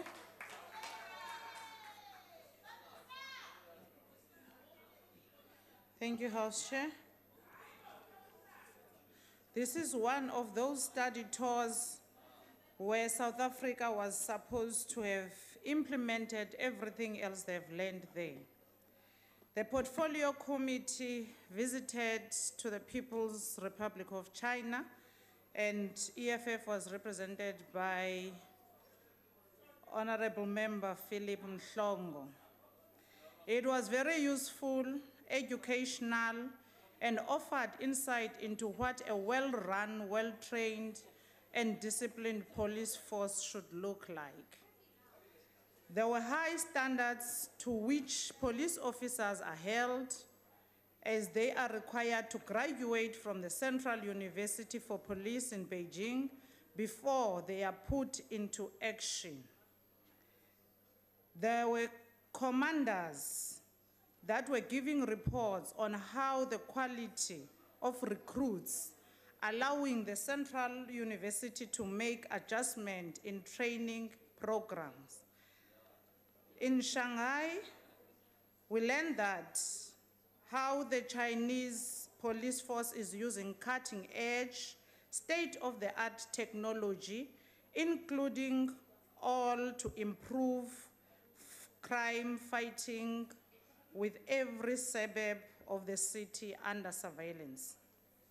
What was also interesting to note was that the police were wearing cameras when on duty, allowing for greater accountability and capturing of incidences as they happen. But the most lessons taken away from the tour was the Chinese approach to corruption. In China, there's absolutely zero tolerance for corruption, regardless of your position within government or the ruling Communist Party, with top officials being sentenced to death for corrupt activities. There are many lessons that can be learned from the Chinese approach to policing, but I doubt that any of these observations or recommendations will find expression in the policies and programs of actions of the South African Police Service under the ANC government. Just like in China, under the EFF government will ensure that all police stations are housed in properties that are owned by the state. That's for starters, no police station must rent for any infrastructure in order for the police to be accessed. Just like in China, under the EFF government, all police stations will have proper raping kits. The FCS unit will have properly trained and equipped police. And just like in China, all wards in South Africa will have satellite police stations where there are no police stations, and all the police will be sufficiently paid, and they will be recruited in a proportional ratio to the community that they are serving.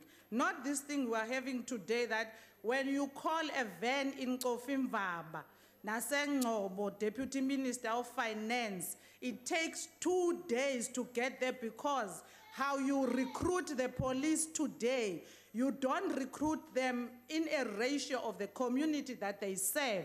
And when you are buying equipment and resourcing the police, you don't resource them according to the needs of the communities that they serve.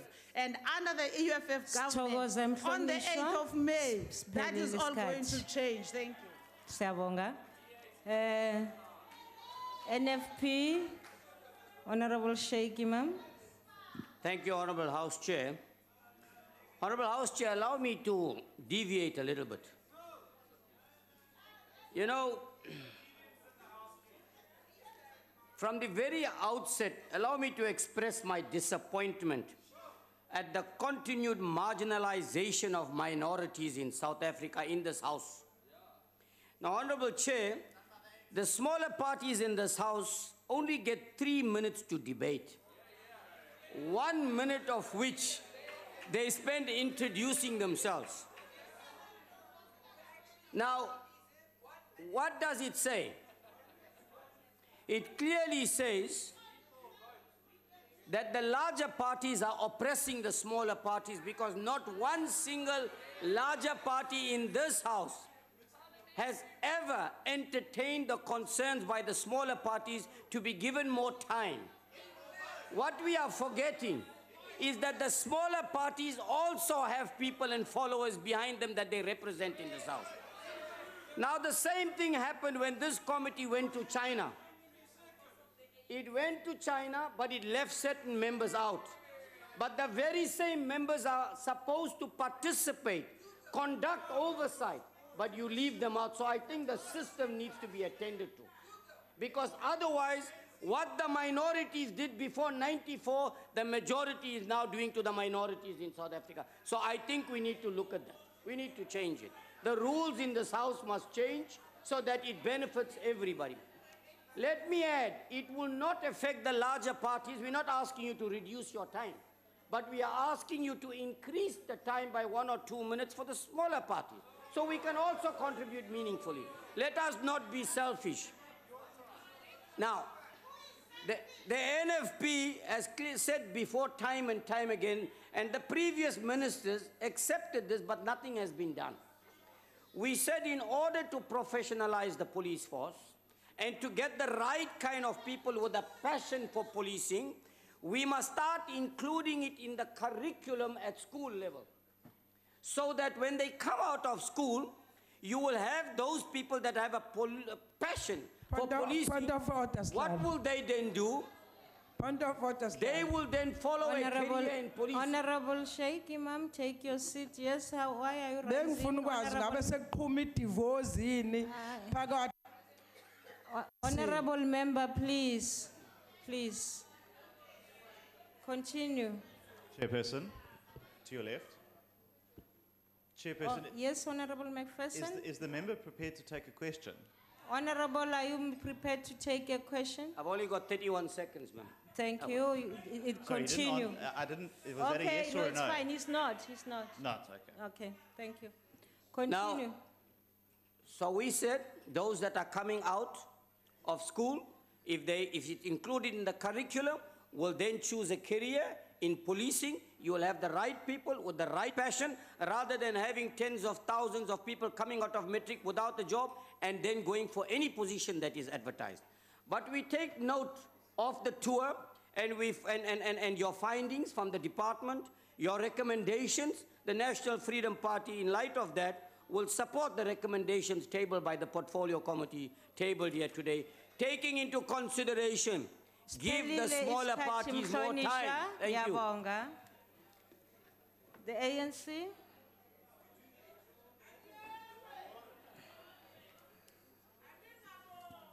Thank you, Chairperson.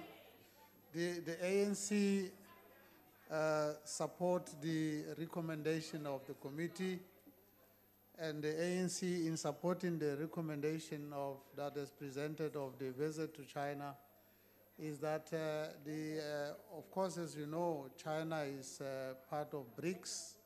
We're all working together. What we have learned, we've learned in China for purpose of the implementation by the ANC, particularly when it deals with the issue of professionalization of the police in terms of the training. So this visit was not just a simple visit for sake of visit. It was a visit for us to be able to learn and take what is important lesson from China in terms of the policing. One of those lessons that we have been able to, or can pick up on, is the issue about community policing.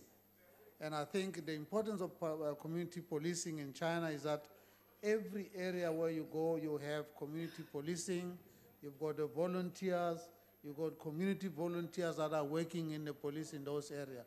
which is what is important, what Minister of Police, Minister Cele, is beginning to introduce, to say, let's bring back all this community participation to be center of the policing, because in any case, community is the best repository of information insofar as the police is concerned. So we have learned, we continue to learn in terms of the visit to China. One of the things that we have as a committee learned and as a recommendation going forward is to make sure that the exchange program, the Chinese were talking about to have more exchange program with South Africa, particularly in the field of the police, because of the technology that they're using, is a recommendation that we support, and we would like to say it should happen.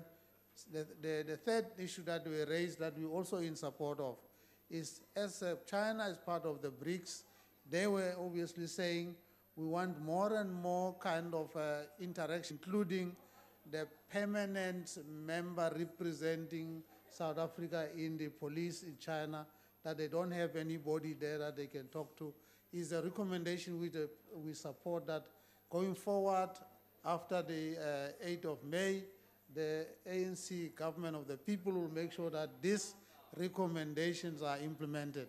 Let me just say that, Chair, in leaving the podium, having supported this, I just want to clarify this, what is running in the media. Imam, we've just finished the long process in the engagement in the committee. You did not have 7 minutes. You had, everybody had equal time. There was a debate for everybody. No minority had received as little time. It was equal participation. Let me just end by saying, the strange part is, the opposition, today they give an explanation today that they are going to have a caucus. They can't attend the portfolio committee when we finalize the recommendation. But guess what? In the media, they're saying they boycotted the meeting. But the recommendation, in fact, the apology is that they have a caucus. The media says they boycotted because they did not have sufficient participation. Actually, they had a lot of participation, lots of input in the process. We have even taken lots of, the issue here is, they are crybabies that do not want to see party that is in government in numbers. 8 May comes, it's going to come and happen. You are going to continue to sit on the opposition. You are going to cry baby because your party is going to be down and down and down, because the ANC is going to continue to rule. Thank you very much. Thank you. I now recognize the Chief Whip of the Majority Party. House Chair, I move that the report be adopted. The motion is that the report be adopted. Are there any objections? No objections agreed to. The Secretary will read the 5th order. Consideration of report of Portfolio Committee on Tourism on visit to Tourism Month activities in Eastern Cape Province. Mema Kubela Mashele will introduce a report.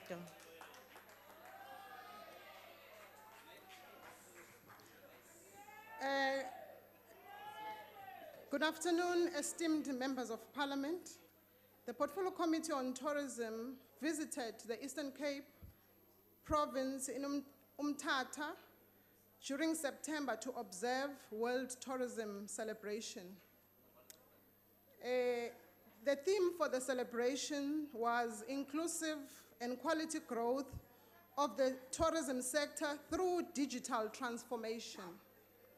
The theme was meant to encourage travelers to explore the country while fostering an awareness of the socio-economic benefits of technological advances in creating opportunities to improve inclusivity, community empowerment, and efficient resource management in the sector.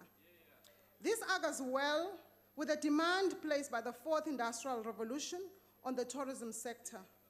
The 4th Industrial Revolution provides opportunities for the growth of the sector but also signals threats if the country does not adjust and adapt accordingly. Mthatha is a sub-destination.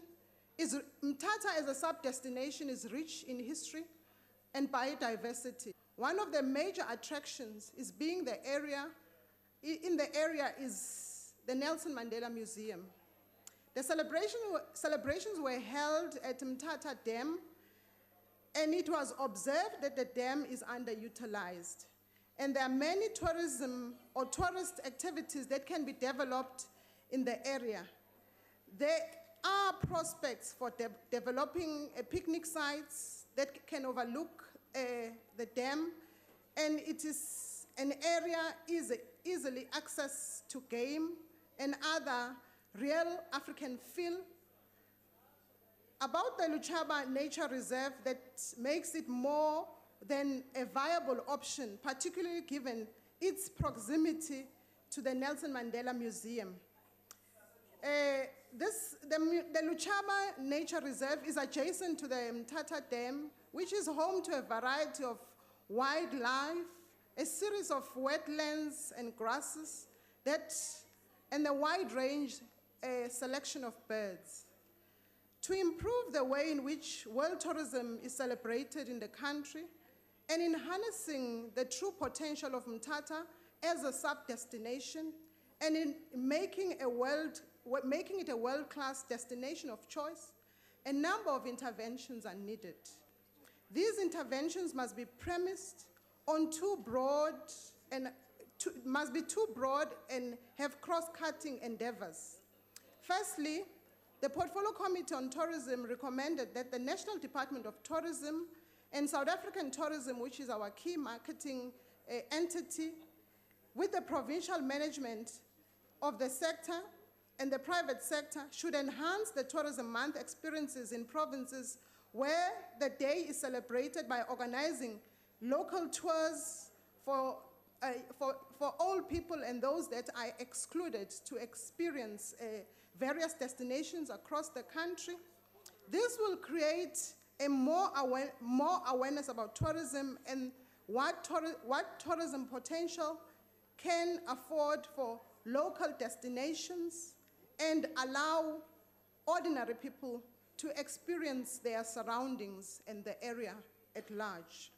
Secondly, the National Department of Tourism and South African and SAT as its entity, together with the Eastern Cape province through the Eastern Cape Parks and Tourism Agency, must explore and exploit the unique biodiversity, heritage sites, recreational activities, wonderful wildlife, and ensure that the coastline along the coast benefits the tourism sector.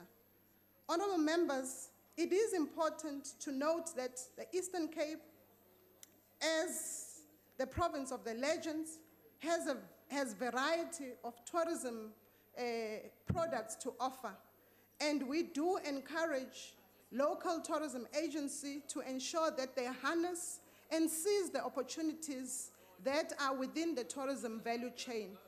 We present this report to this House for the House to adopt and ensure that the resolutions that are tabled before are taken and ensure that the department does follow up on the recommendations. Thank you, and Honorable implement them. Member. Thank you.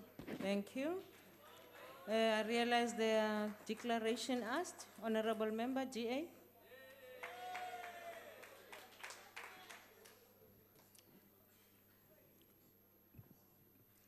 Thank you, House Chairperson. During tourism oversight done in the Eastern Cape, it became clear that in an area where the DA governs, we govern better. Take, for example, some successes in the Nelson Mandela Bay area.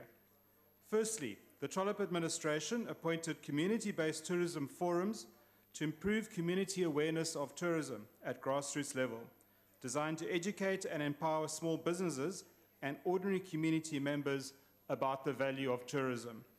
Secondly, the Trollop administration appointed a director of tourism in 2017, after the position had been vacant since 2012.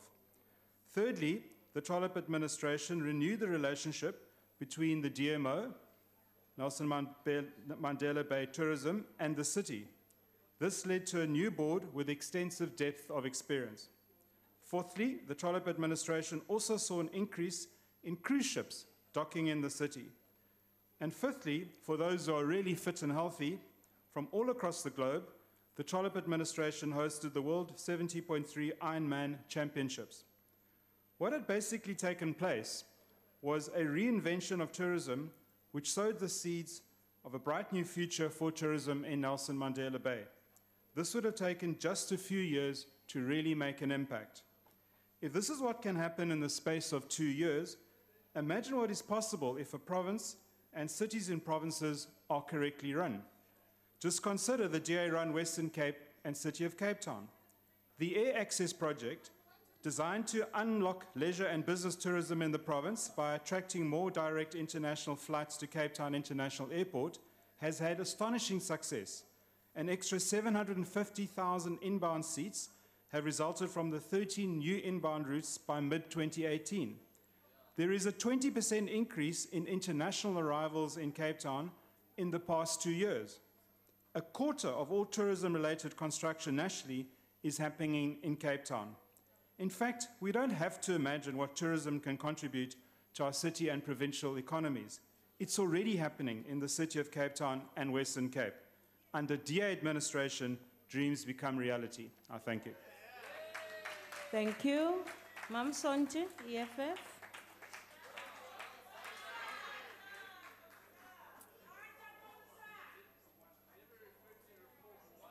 Honorable Chairperson, the EFF views tourism as a sector with the biggest potential yet to create jobs in a sustainable manner. We have in the past registered our appreciation of the critical role tourism plays in growing the economy and its potential to mass job creation.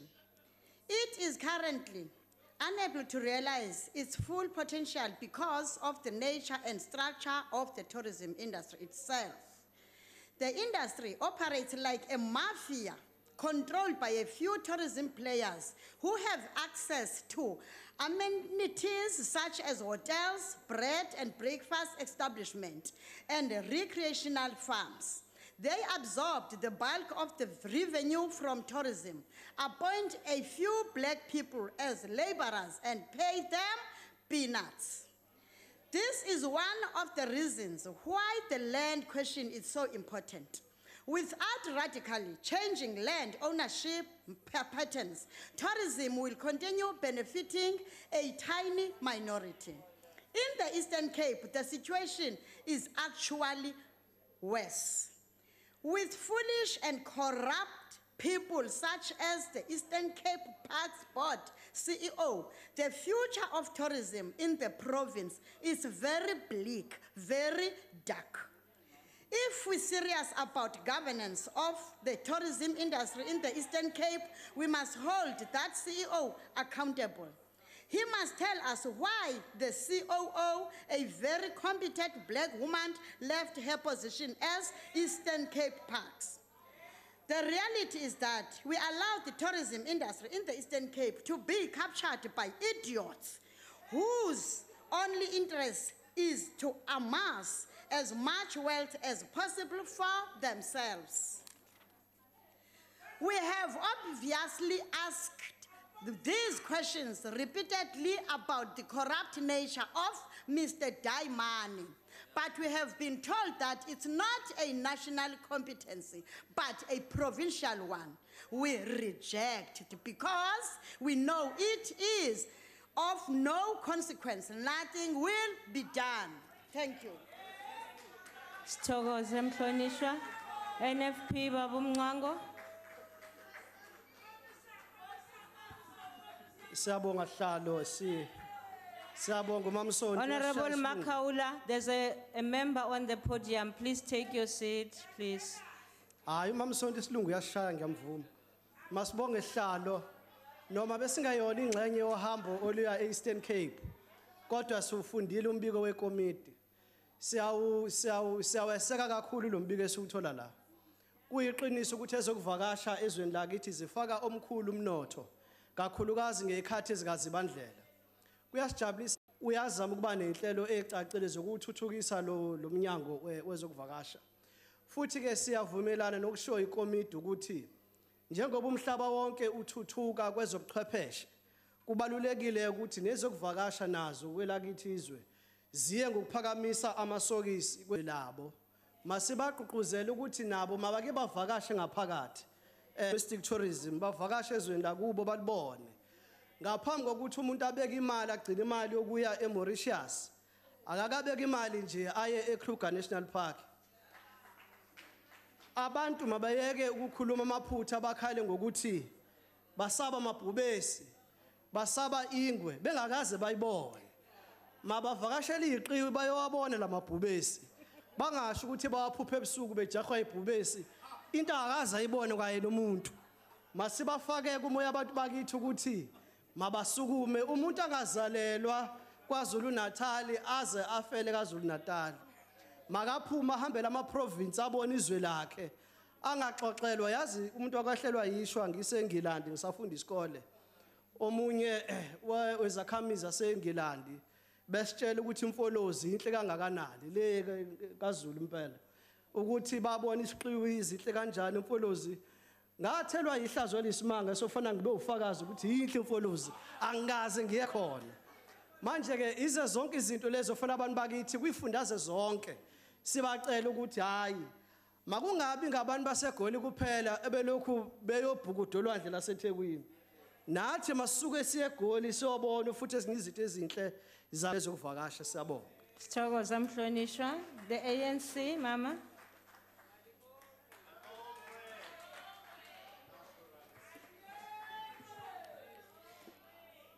Achtbare voorsitter, ons doen toerisme.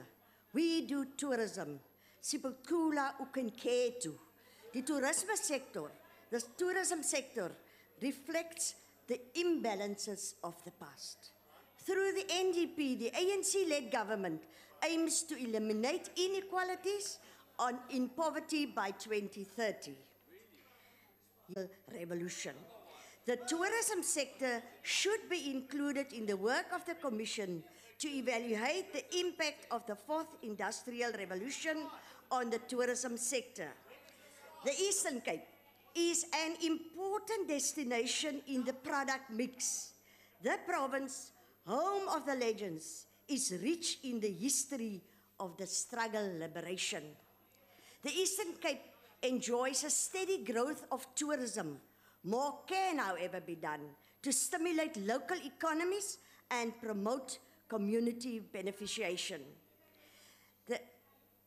The National Department of Tourism has to focus on areas such as Mtata and Luchaba Nature Reserve, which could easily be turned into tourism nodes.